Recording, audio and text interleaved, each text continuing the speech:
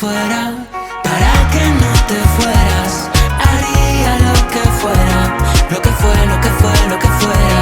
Yo daría lo que fuera, para que no te fueras.